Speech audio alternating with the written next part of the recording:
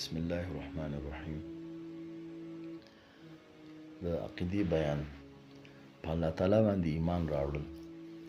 کومه خبره چې په زړه کې ښه کلکه شي هغې ته عقیده او یقین وایي.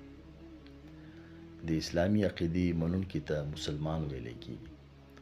ټوله نړۍ لومړی نه وه، وروسته الله تعالی پیدا کړه.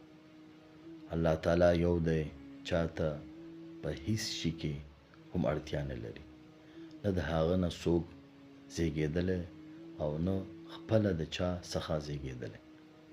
الله تعالی تل دی او تل به وي. د الله تعالی مثل نشته، هغه بې مثاله دی. هغه ژوندی دی، هر څه د هغه په ولقه کې دي. هیڅ شی د هغه د ولقې څخه بهر نه دی. هغه اوري، خبرې کوي. د هغه خبرې د مخلوق د خبرو په څیر نه دي. څه چې غواړي څوک منع کوونکی یې نشته. یوازې هغه د عبادت لایق دی، بل شریک نه لري. په خپلو بندګانو مهربانه دی. خپل بندگان د مصیبتونو څخه ژغوري، ځکه بادشاهي د هغه ده. د عیبونو څخه پاک دی، لوی دی، د عزت څښتن دی. ښه او بد ټول د هغه په ولقه کې دي.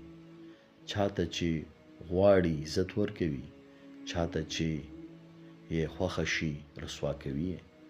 ډېر څه ورکوونکی دی، زورور دی، د انسانانو د ګناهونو بخښونکی دی، انصاف کوونکی دی، صبرناک دی، د دعاګانو قبلونکی دی.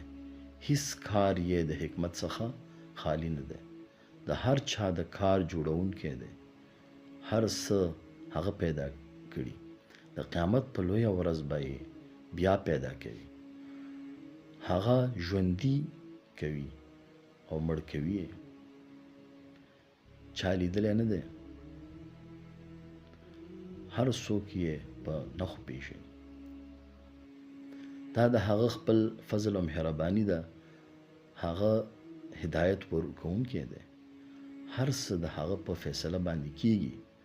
د هغه د فیصلې پرته ذره برابر شی هم نشي خوځېدی. هغه نه ویده کیږي او نه هم خوب ورځي.